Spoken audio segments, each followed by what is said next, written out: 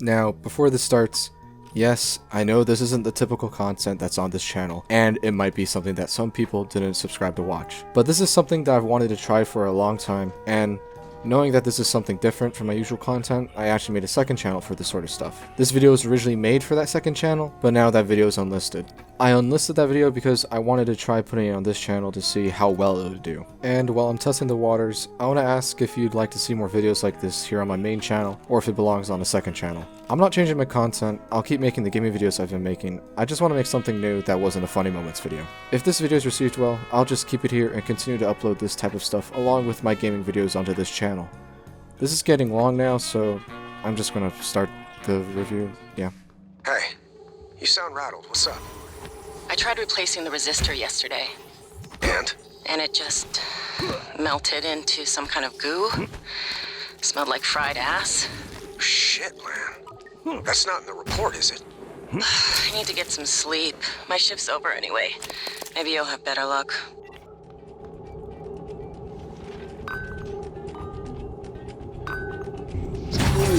Dangerous level of explosive gas detected.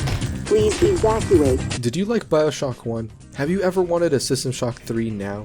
Or are you an avid transhumanist? Well, then Arkane Studios' Prey is the game for you. Prey is a game that I've gone back to recently, which has made me realize it is one of the best and underrated AAA games made in recent years. Prey is an immersive sim with survival horror elements mixed with Metroidvania and minor RPG aspects.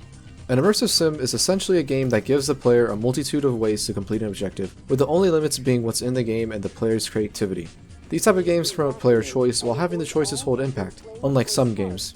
So playing the game in one way will result or play out differently than playing the game in another way. Arkane Studios is a very talented French studio that has brought you the Dishonored series, but as well as Arx Fatalis and Dark Messiah of Might and Magic. Arkane is pretty much one of the few developers that keeps Looking Glass Studios' spirit alive in the AAA gaming sphere. The tragic tale of Looking Glass Studios is for a whole other video, and there's tons of great retrospective videos here on YouTube you can just search up. So for this video, all you need to know is that Looking Glass Studios has been one of the most influential and innovative game studios ever, with having made the original Thief games, the original System Shock, and also having worked on System Shock 2. The Bioshock series, the Deus Ex series, and many other games probably wouldn't have existed if they hadn't made the games that they made. Prey is one of Arkane's works that continues to keep the immersive sim genre alive, while also attracting new fans to it.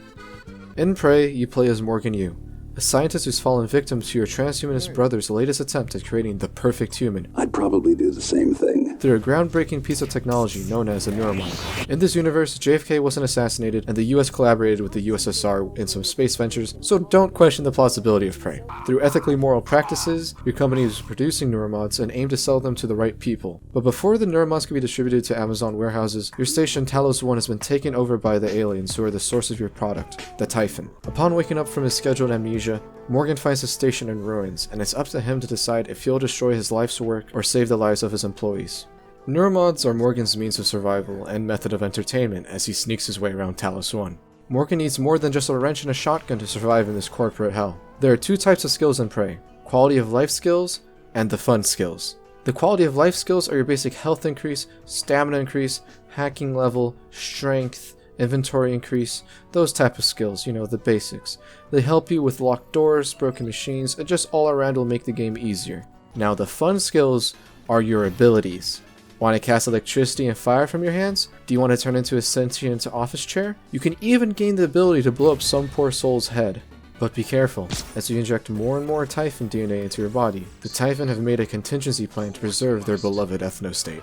Even before Morgan gets a chance to turn into a coffee mug, he's still pretty well equipped. All his weapons are useful and some are pretty situational. There's the stealth pistol, the shotgun for basic combat, the disruptor for robots, the Q-beam for when to blow shit up, and the wrench for saving ammo and as a last resort. There's a variation of grenades with the recycler charges turning objects into materials, EMPs disabling electronics, Noive transmitters disabling abilities, and the Typhon lures to distract Typhons. There are two tools I forgot to mention, the glue gun and the Huntress bolt caster. The Huntress is a nerf gun that is essentially a master key. You can use the Huntress to interact with touchscreens to open doors, to press buttons, and to distract enemies. The glue gun is Prey's gravity gun, portal gun, or whatever other tool is most recognizable from other games. The glue gun is so damn useful, being able to stop fires, turn enemies into glue statues, and even being able to get to places you're not supposed to have gone to. The glue gun lives up to what I'd call the game's motto: play how you want to play. I mean, the game tells you this at the beginning through an abrupt pop-up that'll break anybody's immersion. But the game wasn't lying. Let's do the most basic example, trying to get into a room. Of course you can walk through any unlocked door, but I'm talking about restricted rooms here. These take some work to get into. You could just simply hack or find a keycard to open a locked door, or you could also hit the gym to move heavier objects that are blocking doorways. But that's boring shit, alright? Listen here, there's no need to get brawny when you've got the brains to use a recycler charge instead. You can also use your knowledge of eugenics to obtain the ability of making shit float. Want to access security? How about using the Nerf gun to shoot the button to a door, or using the glue gun to get into a room that for some reason doesn't have a ceiling? You can also just break a window, but if that window is barred, then turn it into a coffee mug and bam, you're in. Combat follows suit in the creativity department, but has some issues. It isn't the most amazing or smooth combat, but the variation of ways to kill enemies makes up for it. You can wrench, shoot, stun, explode, petrify, burn, electrocute, induce migraine, summon friendly enemies, and the list goes on and on and on. It isn't perfect, but there's a lot of choices to it. To counter this, I recommend playing the game on a higher difficulty than normal, but I also recommend to activate survival mode. Survival mode adds weapon degradation to most weapons, limited oxygen depending on your suit's health, and a few debuffs based off of injuries, with some examples being 3rd-degree burns, broken bones, and concussions. Enemy variation becomes a bit lackluster quite quickly as well, that's a big issue. The best example of what I'm trying to say here would be the Phantoms.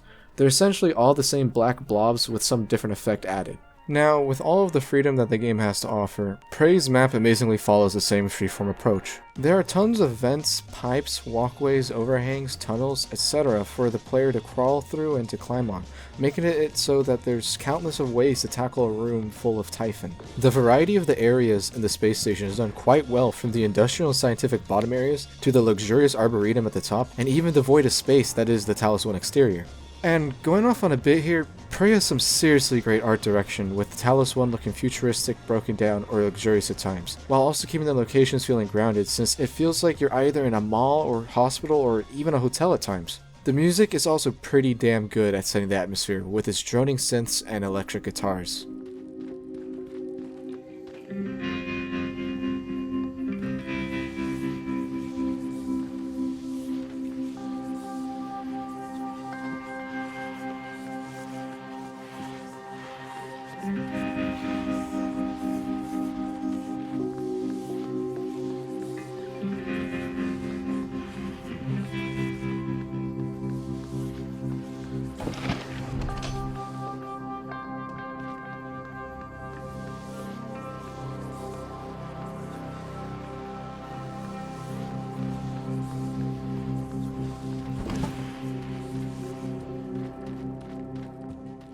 Mick Gordon has yet to miss. While on the topic of what sounds good to the ear, let's talk about sound design. Guns are loud, electricity is violent, aliens are terrifying. The ambience of Talos 1 with the whole creaking and echoes of distant Typhon gives even more character to the space station. Overall, Prey is a very pleasing to look at game, but it's also very pleasing to the ears. Back to the map. Prey's map is an open world organized into different sections of the Talos 1 space station, and boy, do those long ass loading screens break the flow, giving the player a minute to check their Twitter feed. Morgan will go from place to place and then return to other areas as he's doing the main story and completing side quests. New enemies will spawn to keep things interesting, as well as Morgan probably having a new ability or skill to open previously blocked off areas. The different areas in Talos 1 in general generate a great atmosphere of mystery, dread, and at times peace. Even outside of the station, the Talos 1 exterior is just as ominous and dangerous as inside. Then there's a weird calm feeling I get from floating in this vacuum of space with the sun glaring into my eyes, similar to the quiet resting moments inside of Talos 1. Exploring the space station as Morgan finds out what's happened to his underpaid employees will reward you with great vistas, private information, and odd glitches. I've given a lot of praise and kissed this game's ass because I can only come up with a few issues. What's already said about the combat and the greater strive to make the game more accessible to mainstream consumers has already been said. I mentioned finding a few glitches while exploring, and it was honestly just very minor things that I probably wouldn't have noticed if I didn't like looking at everything I could. There's one thing actually that I thought of: the shotgun reload animation. The shotgun reload really isn't that great. The audio doesn't match the animation. I know, game breaking, oh my god, this game is terrible, holy shit. Actually, think about it, the AI pathing for human NPCs is pretty fucking bizarre in this game. There's a reason that the game has limited face-to-face encounters with humans that aren't cinematics. Some will get in the way of recyclers and crafting stations. They can also just be plain assholes sometimes. The game also likes to do this thing where it'll make a speaker louder than everything else, including other people speaking. It was jarring and annoying to not hear the guy I had just saved, and instead had to listen to some woman bitch. I wanted to scream, but I couldn't even do that. But the worst thing I can think of in the game is the hacking minigame. The hacking minigame plays out the same way every time with pretty much nothing to lose if failed, and it's pretty damn hard to fail too. Higher level hacking also doesn't change the minigame at all, only making you have to hack an additional time based on the level of hacking. And that's really all of my complaints I can think of, I mean, without going to story. The story isn't bad, it's not amazing, it's high enough above average to keep it from being just alright though. The main plot is interesting enough to keep myself playing, but it keeps going on and on without any real climax. The game ends very abruptly and has little to no resolution, but what makes the game's story actually good is the optional content. You will get the most out of Prey's story if you go around the ship, finding employees, listening to audio logs, reading notes, and especially completing side quests. Of course, exploring and finding people's personal information will add much more to the world-building story.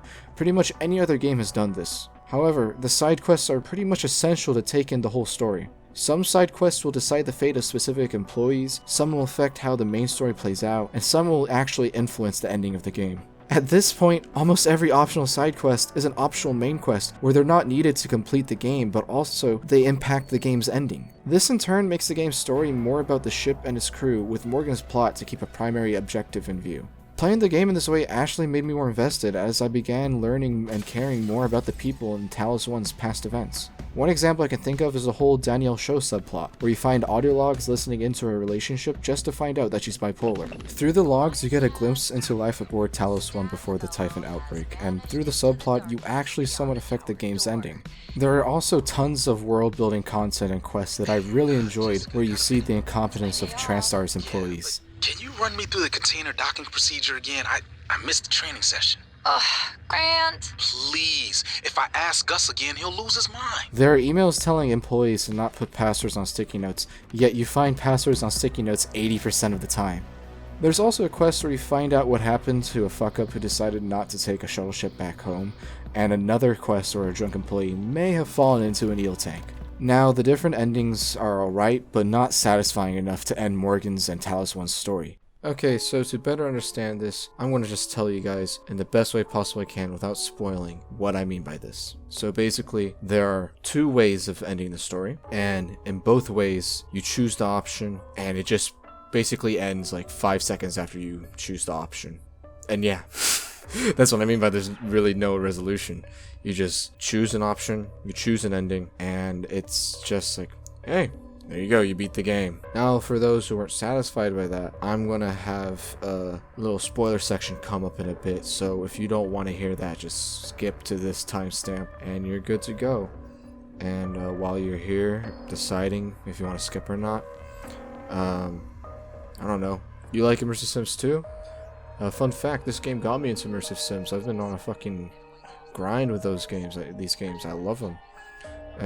Sucks that Tencent kind of might have bought itself into System Shock 3. I don't know, I read something about Tencent and System Shock 3. I was a bit worried when I heard Tencent's meddling with System Shock 3. I don't know. But yeah, okay, spoilers coming now. What really makes the game's ending satisfying is, well, it's kind of hard to explain. It's the ending, but without spoiling anything, this ending is what makes the ending good. Basically what I'm trying to say is there's a twist. The ending twist is actually really good in my opinion. The twist is that there's a post-credit scene. This scene is the true ending and is actually how you'll end Prey's story based on your actions and final decision. Within this twist, there's another twist as well. As the Shakespearean prodigy of a writer that I am, I had guessed the twist, but then I thought I was wrong, but only to reveal at the last second that I was right, but also wrong in a way. Without spoiling anything and going full-on essayist, the post-credit scene does a good job at evaluating the player's empathy, since the story's main theme is that empathy is learnable. Still, even with this great last-minute twist, the post-credit scene lacks resolution, which can be a sign of how the game was a bit rushed. If you're interested in Prey whatsoever, then I don't want to spoil the story any more than I have already, since it's a very enjoyable story to unravel. Eugenics, transhumanism, and cosmic horrors. Prey is a fantastic immersive sim game. Never before have I felt so compelled to talk about a AAA video game until I went back to restart and finish what is pretty much a janky and slightly underbaked cake. But even with all of the nitpicks, Prey is a damn good game. Hopefully you pick up the game whenever and wherever you can so you can get an introduction or perhaps a different experience within the immersive sim genre. Sorry for making and writing this video literally at the end of the Steam summer sale, but writing, editing, and especially playing video games takes some time. That doesn't really matter. I've probably uploaded this more than a week since then, and there's also other means of procuring Prey. Thank you for watching, and I'll hopefully make another review if I feel like I did a good enough job on this one. See you later.